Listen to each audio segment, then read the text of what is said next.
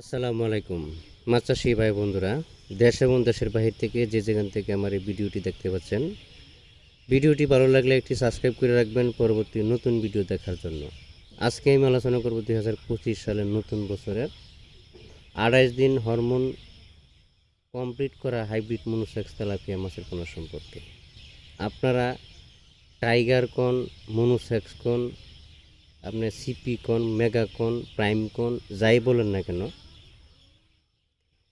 আগে একটা জিনিস ফলো করতে হবে যে মাছের মধ্যে 28 দিন হরমোন কমপ্লিট করা আছে কিনা। 28 দিন হরমোন কমপ্লিট করার পরে এই মাছের বিভিন্ন প্রকারের নাম দেওয়া যায়। টাইগার দেওয়া যায়, তারপরে আপনার মেগা দেওয়া যায়, সিপি দেওয়া যায়, প্রাইম দেওয়া যায়, আগাতা দেওয়া যায়, যে কোনো নাম দেওয়া যায়। একটা মাছ যদি হিজড়া হয়ে যায়, হিজড়া হওয়ার পরে এই মাছটারে যে কোনো নাম দেওয়া যায়। সবচেয়ে বড় ইম্পর্টেন্ট কথা হলো মাছের মধ্যে 28 দিন হরমোন কমপ্লিট করা আছে কিনা, এই জিনিসটা আপনারা একটু যাচাই বাছাই করবেন। মাছের কিন্তু কালার দেখলে বোঝা যায় কোনটা হরমোন কমপ্লিট করা আর কোনটা হরমোন কমপ্লিট করা না। হরমোন কমপ্লিট করা যেটা এটা থাকবে কালো, তার নিচে দেওয়া হলুদ দাগ, লেজ থাকবে লাল। আর যেটা হরমোন ছাড়া এটা ডাইরেক্ট সাদা মাছ।